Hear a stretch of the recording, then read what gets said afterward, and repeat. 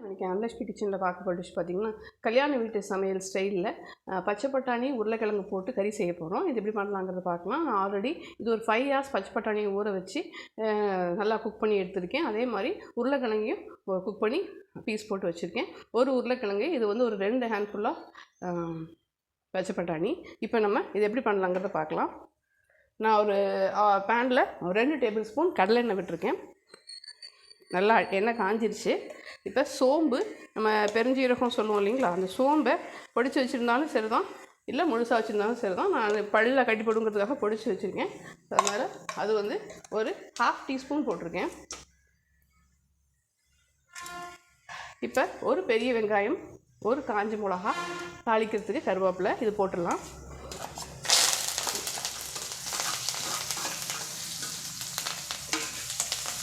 இந்த தக்காளிலாம் போட வேண்டாம், போட்டால் குருமா மாதிரி ஆயிரும். நல்லா வெங்காயம் வதங்கட்டும். நம்ம இப்போ இந்த டிஷ்ஷுக்கு தேவையான உப்பு போட்டுட்டா இது குயிக்காக குக் ஆயிரும். நான் வேக வைக்கும்போது அதுக்கு போடலை, நம்ம இப்போ டிஷ்ஷுக்கானது அத்தனையும் போட்டுக்கலாம்.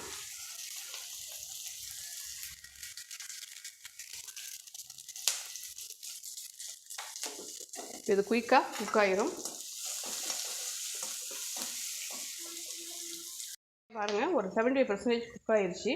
நான் வந்து ஒரு 2 பல்லு பூண்டும் ஒரு துண்டு இஞ்சியும் தட்டி வச்சுருக்கேன். நீங்கள் வந்து ஃபைனாக சாப் பண்ணி போடலாம். இது இப்படி தட்டி போட்டிங்கன்னா அதனுடைய அரோமா வந்து இந்த டிஷ் முழுக்க நல்லா ஸ்ப்ரெட் ஆகிருக்கும், பல்லில் கடிப்படாது. அதனால் நான் இது வந்து தட்டி போடுறேன். மிக்சியில் போட்டு பேஸ்ட்டாக போட்டிங்கன்னா அது குருமா ஸ்டைல் கொடுத்துரும். அதனால் இப்படி தட்டி போடுங்க. இப்போ இது இந்த பச்சை ஸ்மெல் போகிற அளவுக்கு வதங்கட்டும். இப்போ நம்ம இதுக்கு தேவையான ஸ்பைசஸ் என்ன ஆட் பண்ணலாங்கிறத பார்க்கலாம். இந்த டிஷ்ஷுக்கு தேவையான மஞ்சள் தூள் ஆட் பண்ணிடலாம். அடுத்து நான் வந்து அந்த பட்டை சோம்பு அது எல்லாத்தையுமே சேர்த்து ஒரு ஏலக்காய், பட்டை சோம்பு, கிராம்பு எல்லாமே சேர்த்து நான் அரைச்சி ஒரு பொடி பண்ணி வச்சுருப்பேன். நான் அதை வந்து 1 teaspoon போடுறேன். ரொம்ப போட்டால் ஒரு மசாலா ஸ்மெல் கொடுக்கும். பட் அது வந்து உருளைக்கிழங்கும் இதுவும் பச்சை பட்டாணியும் சேர்ந்து ஒரு குருமா ஸ்மெல் கொடுக்கணுங்கிறதுக்காக தான் நான் இந்த மசாலா போடுறேன், பவுடரை போடுறேன். இப்போ நம்ம இந்த டிஷ்ஷுக்கு தேவையான மல்லித்தூள், மிளகாய்த்தூள் ஆட் பண்ணிக்கலாம். மல்லித்தூள் நான் 1 tablespoon போடுறேன். மிளகாய்த்தூள் உங்களுடைய ஆப்ஷன் தான். நம்ம தாளிக்கிறதுக்கு ஒரு வரமிளகா போட்டிருக்கோம், இஞ்சி பூண்டு தட்டி போட்டிருக்கோம். குழம்பு மிளகாத்தூள் போட்டிங்கன்னா வேறு மாதிரி டேஸ்ட் கொடுத்துரும். அதனால் நீங்கள் சில்லி பவுடரே ஆட் பண்ணிக்கோங்க. இப்போ இது எண்ணெயில் ரோஸ்ட் பண்ணி இதோட பச்சை ஸ்மெல்லை போக்க வச்சிடலாம். இது கொஞ்சம் குக் ஆகி எண்ணெய் பிரிஞ்சு வரணும். நான் அதுக்கு என்ன பண்ணியிருக்கேன், அரிசி கலந்த தண்ணியை கொஞ்சம் எடுத்து வச்சுருக்கேன். அதை நான் கொஞ்சம் ஊற்றிடுறேன். இப்போ இது நல்லா குக் ஆகட்டும். குக் ஆகி எண்ணெய் பிரிஞ்சு வந்ததுக்கப்புறம் நம்ம இந்த வேக வச்ச பட்டாணியும் உருளைக்கிழங்கையும் ஆட் பண்ணிக்கலாம். அதை ஓப்பன் பண்ணி பார்க்கலாம். இங்கே பாருங்கள், நல்லா அந்த தண்ணியெலாம் வற்றிட்டு மேலே எண்ணெய் நிற்கிது பாருங்கள். இந்த டைமில் நம்ம இது போட்டால், இந்த வேக வச்ச கிழங்கெல்லாம் போட்டால் இது நல்லா கோட்டிங் கொடுத்துக்கும். இப்போ நம்ம போட்டுட்டு நல்லா பரட்டி விட்டுக்கோங்க. அடுப்பை குறைச்சி வச்சுக்கோங்க, இல்லைன்னா இது ஃபுல்லும் ஜெல் ஆகாது. இது மேலே முழுக்க அது ஃபுல்லாக ஒரு கோட்டிங் வரணும். நீங்கள் தேவைப்படுதுன்னா கொஞ்சோண்டு தேங்காய் பேஸ்ட்டு அரைச்சி போடலாம்.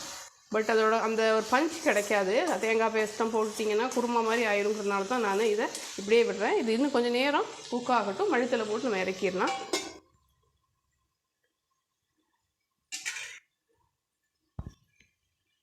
ஓப்பன் பண்ணி பார்க்கலாம். பாருங்கள், நல்லா எல்லாத்தோட உருளைக்கிழங்கு பட்டாணி மேலே நல்லா ஒரு மசாலா கோட்டிங் விழுந்துருக்கு பாருங்கள்.